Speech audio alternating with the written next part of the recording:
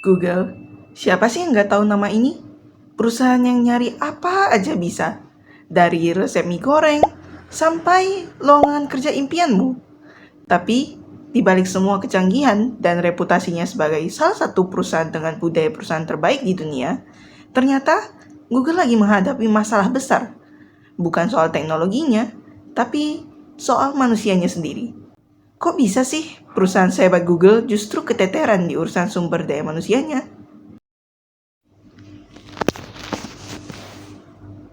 Halo semuanya, perkenalkan, namaku Kelly Angelina, seorang mahasiswa semester 3 dari Institut Teknologi dan Bisnis Sabda Setia. Dan pada kesempatan kali ini, aku akan menjelaskan kepada teman-teman mengenai sisi gelap dari Google dalam melakukan manajemen sumber daya manusianya, di mana aku akan menjelaskan mengenai beberapa hal seperti masalah, tantangan, dan juga solusi yang bisa kita berikan kepada Google itu sendiri. Jadi, tanpa berlama-lama lagi, ayo kita bahas bersama-sama.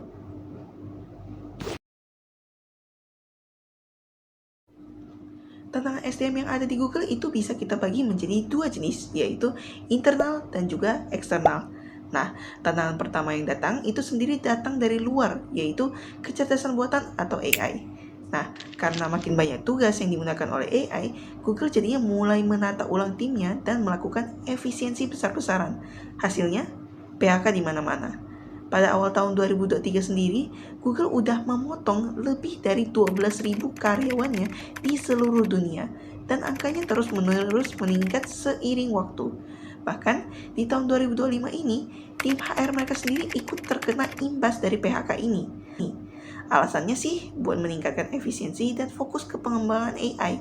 Tapi buat karyawannya, keputusan itu terasa mendadak dan bikin suasana kerja jadi penuh ketidakpastian. Tantangan kedua datang dari dalam, soal ketimpangan gender di Google. Kasus yang cukup besar terjadi waktu Ulgu Rowe, seorang direktur wanita di Google Cloud, menggugat Google karena merasa digaji lebih rendah dan tidak diberi promosi. Sementara rekan prianya yang lebih junior justru mendapat promosi di Google.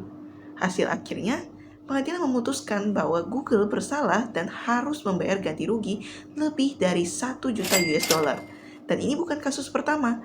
Pada tahun 2022, Google juga udah pernah membayar sebesar 118 juta dolar untuk menyelesaikan gugatan diskriminasi gender dari ratusan pegawai perempuannya.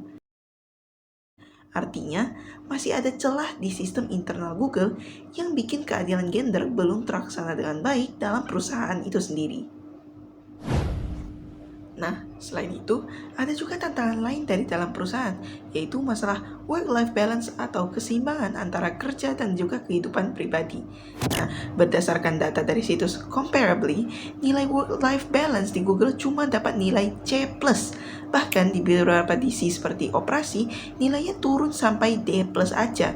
Artinya, masih banyak karyawan yang ngerasa kewalahan atau kelelahan dengan bekerja di Google. Sekitar 70% karyawan bilangnya mereka puas dengan pekerjaannya, tapi hampir separuhnya juga mengaku bahwa mereka sering merasa burnout. Jadi, meskipun kantornya Google keren dan fasilitasnya lengkap, ternyata banyak juga pekerja di Google yang masih kesulitan buat benar-benar punya waktu istirahat yang cukup bagi mereka sendiri.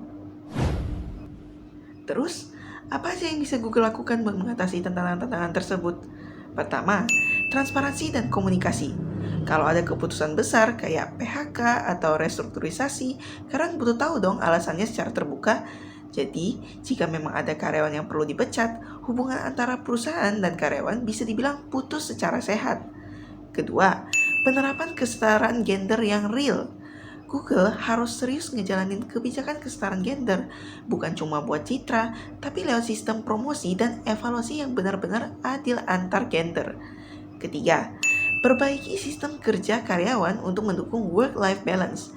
Misalnya, dengan membuat jam kerja yang lebih fleksibel, menyediakan layanan dukungan kesehatan mental, dan juga bisa membagi beban kerja yang lebih manusiawi antar divisi agar karyawan perusahaan tetap produktif dan tidak terlalu kewalahan.